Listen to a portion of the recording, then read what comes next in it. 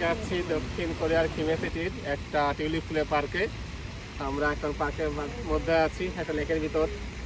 জায়গাটা অনেক সুন্দর, অনেক লোকজন আছে এখানে, গার্লফ্রেন্ড বয়ফ্রেন্ড, অনেক বাচ্চারাও আছে এই সুন্দর মুহূর্তটাকে উপভোগ করার জন্য। লেকটা দেখেন, অসম্ভব সুন্দর একটা লেক।